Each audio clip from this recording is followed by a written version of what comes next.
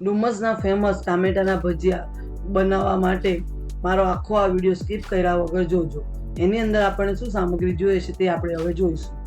ટામેટાના ભજીયા બનાવવા સૌથી પહેલાં આપણને સ્લાઇસ કરેલા ટામેટા જોઈશે, બેસન, સેવ, ચોખાનો લોટ, મીઠું, અજમો, હળદર, હિંગ, મરચાં, લસણ, ખાવાનો સોડા અને જીરું અને કોથમીર. ચાલો શરૂ કરીએ આપણે ભજીયા બનાવવા. સૌથી પહેલાં ભજીયા બનાવવા માટે આપણે એનું બેટર બનાવી દઈશું. અહીં બેસન લીધું છે, 1 બાઉલ બેસન લીધું છે. તેની અંદર આપણે 2 ચમચી ચોખાનો લોટ નાખવાનો છે કે જેનાથી આપણા ભજીયા ઉપરથી ક્રિસ્પી ને અંદરથી સોફ્ટ રહે. ને 2 ચમચી જ નાખવાનો 1 બાઉલમાં.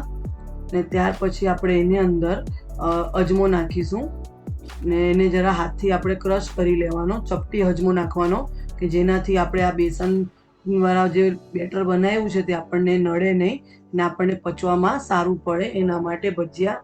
ત્યાર પછી આપણે સ્વાદ પ્રમાણે મીઠું નાખીશું. ત્યાર પછી આપણે હળદર અને ચપટી હિંગ નાખીશું.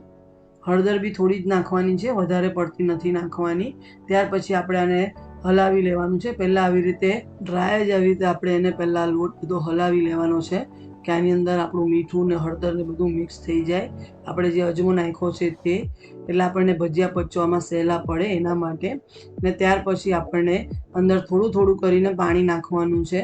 આને બેટર એકદમ પતલું નથી કરવાનું, થોડું જાડું જ રાખવાનું છે કારણ કે આપણા ભજીયા પર આને કોટિંગ થવા દેવાનું છે અને આપણા ભજીયા એનાથી એક ઉપરથી એકદમ ક્રિસ્પી ને અંદરથી સોફ્ટ થવા જોઈએ.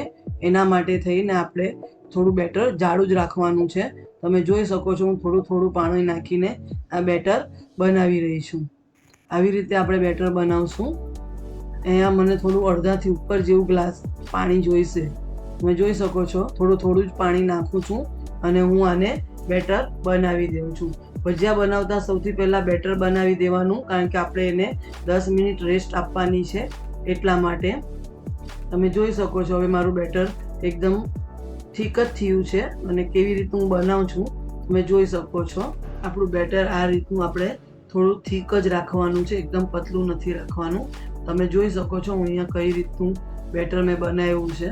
અને ત્યાર પછી આપણે આવી રીતે ચમચામાં કરીને જોવા, આપણું બેટર ચમચામાં ચોંટવું જોઈએ એકદમ, એટલે એનો મતલબ એમ છે કે આપણું બેટર એકદમ સરસ થઈ ગયું છે. અને ત્યાર પછી આપણે એની અંદર ખાવાનો સોડા નાખીશું. અને આની અંદર જ્યારે સોડા નાખીએ ત્યારે એને એક્ટિવ કરવા માટે લીંબુ નહીં નાખતા, નહીં તો તમારા ભજીયા અને આ બેટર લાલ થઈ જશે. એ ખાસ ધ્યાન રાખજો. અને એક્ટિવ કરવા માટે આવી રીતે જ એને હલાવજો. 2 મિનિટ હવે તમે હલાવશો એટલે આમાં એર ભરાશે અને આપણો સોડા એક્ટિવ થઈ જશે. પાણી કે તેલ કે કોઈ પણ વસ્તુ નાખવાની જરૂર નથી. આપણા આ ભજીયા તેલ ભર્યા વગરના સરસ થશે. આ સુરતમાં ડુમસ બીચના ફેમસ ભજીયા છે. ને ત્યાર પછી હવે આપણે ચટણી બનાવીશું. ને આ બેટરને આપણે 10 મિનિટ રેસ્ટ આપવાનું છે એટલે એને સાઈડમાં મૂકી દઈશું. અને ત્યાર પછી આપણે ચટણી બનાવવા માટે કોથમીર લઈશું મિક્સચર જારમાં. અને કોથમીર દાંડા સહિત લેવાની છે અને કારણ કે દાંડામાં પણ વિટામિન કેલ્શિયમ હોય છે અને તમારી ચટણી એનાથી ઠીક થશે. ત્યાર પછી એની અંદર આપણે જીરું નાખવાનું છે, સ્વાદ પ્રમાણે મીઠું નાખવાનું છે. અને આ ચટણી તીખી જ બનાવવાની છે એટલે એની અંદર 4-5 આપણે મરચાં નાખવાના છે અને 3 કળી લસણની નાખવાની છે. તમે લસણ નહીં ખાતા હો તો તમે આ ટાઈમે સ્કીપ કરી શકો છો. ત્યાર પછી એની અંદર આપણે સેવ નાખવાની છે. સેવ ન હોય તો મોળા ગાંઠિયા છે, પાપડી છે, એ પણ તમે નાખી શકો છો, પણ સેવ નાખવી જરૂરી છે આપણી ચટણી આવી થીક બનાવવા માટે. આપણે કોથમીરના દાંડા લીધા છે તે અને સેવ નાખી છે એટલે આપણે આવી ચટણી આવી જાડી ચટણી જ બનાવવાની છે કારણ કે આપણે આને ટામેટા પર કોટિંગ કરવાનું છે. નહીં તો વધારે ઢીલી બનાવશું તો આપણા ટામેટાનું પાણી, ચટણીનું પાણી હશે તો આપણા ભજીયા સોગી થઈ જશે. હવે ત્યાર પછી આપણે આવી રીતે 3-4 ટીશ્યુ પેપર લેવાના છે, એક થાળીમાં મૂકી દેવાના છે. અને આપણે જે ટામેટાની સ્લાઇસ લીધી છે તમે જોઈ શકો છો થોડી જાડી એવી થીક કાપવાની છે. અને આ ટામેટા લેતી વખતે ખાસ ધ્યાન રાખવાનું છે કે કડક અને લાલ લેવાના છે. અને આવી રીતે આપણે ચમચીની મદદથી એના ઉપર આ ચટણી લગાવીશું. જો આપણી ચટણી ઠીક છે એટલે કેવી એની પર સરસ ચોંટી ગઈ છે. અને આને ટીશ્યુ પેપર પર જ મૂકવાનું, કારણ કે ચટણીનું જે થોડું ઘણું પાણી હોય તે અને ટામેટાનું પાણી હોય તો આપણું ટીશ્યુ શોષી લેશે. એટલે 4-5 ટીશ્યુ પેપર લેજો અને આવી રીતે મૂકજો. આવી રીતે એક પછી એક આપણે બધી સ્લાઇસ લગાવી દઈશું ચટણી, અને વધારે પડતી નથી લગાવવાની, અડધી ચમચી જેવું આપણે લગાવીશું. આ સુરતમાં ડુમસ બીચ છે એના પર આ ભજીયા મળે છે, ત્યાંના ફેમસ ભજીયા છે. તમે મારા આ રીતે એકવાર ભજીયા બનાવજો, તમારા કેવા બન્યા મને કોમેન્ટમાં જણાવજો. મારો આખો આ વિડીયો સ્કીપ કર્યા વગર જોજો. વધારેમાં વધારે શેર કરજો, લાઈક કરજો, સબસ્ક્રાઈબ કરજો, કોમેન્ટ કરજો અને બેલ આઇકોન દબાવવાનું નહીં ભૂલતા. જો તમે જોઈ શકો છો એક પછી એક હું આવી રીતે બધી સ્લાઇસ લગાવી દઉં છું. આપણે જે રીતે આપણા ઘરમાં ખવાતા એ પ્રમાણે ટામેટા લેવાના. ઘણી પતલી સ્લાઇસ નહીં, મારીથી જોઈ શકો છો મારી ટામેટાની સ્લાઇસ પણ થોડી જાડી છે. હવે આ રીતે આપણે બધા સ્લાઇસ લગાવી દઈશું.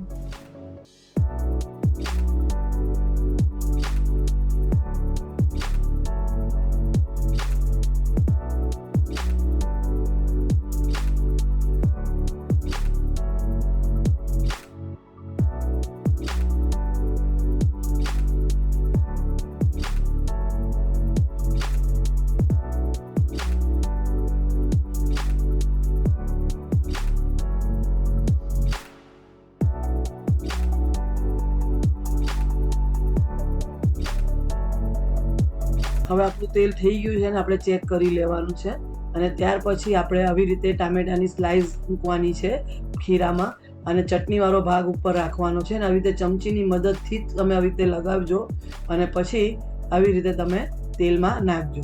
ઘણાની શિકાયત હોય છે કે મારા ભજીયામાં તેલ ભરાય છે, પણ જ્યારે તમે સોડા નાખો ત્યારે એની અંદર તમે એને એક્ટિવ કરવા જો તેલ નાખો તો તમારા ભજીયા તેલવાળા જ થશે. મેં આ રીતે જે બતાવ્યું છે એ રીતે તમે બનાવશો તો તેલ ભરાયા વગરના તમારા ભજીયા થશે.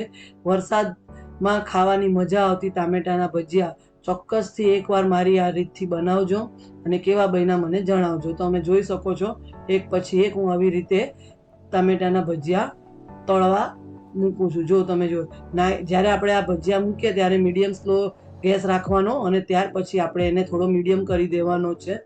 એકદમ ફાસ્ટ આપણે નહીં કરવાનું, નહીં તો ઉપરથી આપણા લાલ ભજીયા થઈ જશે ને અંદર આપણું ખીરું કાચું રહી જશે. અને ઘડી ઘડી એને પલટાવવાના છે. એકવાર અંદર સેટ થઈ જાય એટલે આપણે પછી એને આવી રીતે પલટાવવાના છે. આ ભજીયા વરસાદમાં ખાવાની ઘણી મજા આવે છે. સુરતમાં ફેમસ આ ટામેટાના ભજીયા તમે ચટણી અને સોસ સાથે ખાઈ શકો છો. તમે વગર ચટણી બી ખાશો તો પણ આ ભજીયા સરસ લાગશે, કારણ કે આપણે ટામેટાની ઉપર ચટણી લગાવી છે, સ્પાઇસી તીખી એવી આ ચટણી સાથે આ ખવાતા ટામેટાના ભજીયા વરસાદની સિઝનમાં.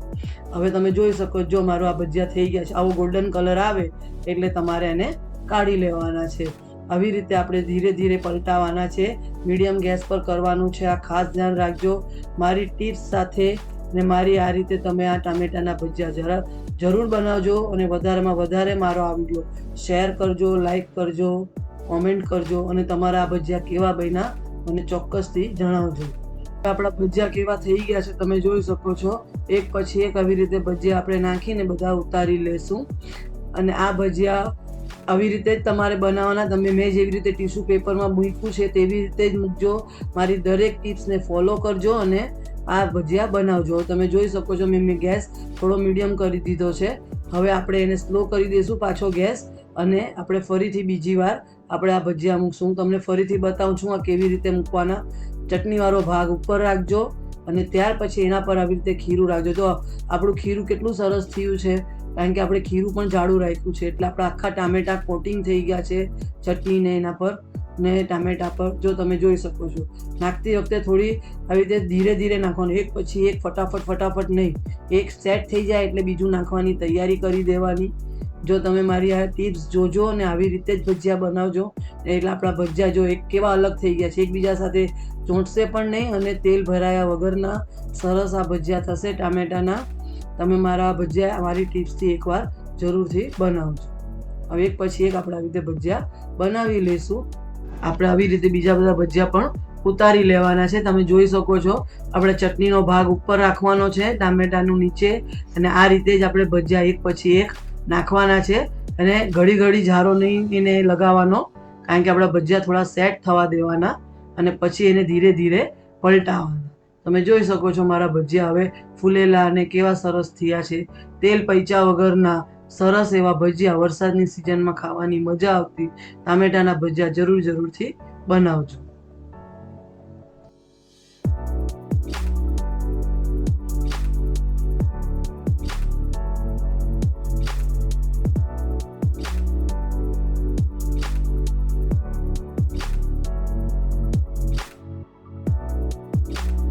હવે આપણા ભજીયા તૈયાર છે, તમે જોઈ શકો છો.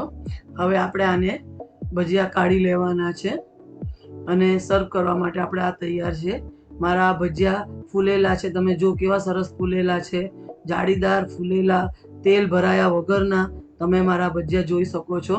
ટામેટાના ભજીયા મેં કાપીને અહીં બતાવ્યા છે, કેટલા સરસ લાગે છે. તમારે મારી ટિપ્સથી આ ભજીયા ટામેટાના બનાવજો અને ચોક્કસથી બનાવજો. તમને મારે આ વિડીયો, મારી આ રેસીપી ગમી હોય તો લાઈક કરજો, શેર કરજો, સબસ્ક્રાઈબ કરજો. મારો આ વિડીયો વધારેમાં વધારે શેર કરજો, બેલ આઇકોન દબાવજો અને કોમેન્ટ કરવાનું નહીં ભૂલતા. Thank you for watching.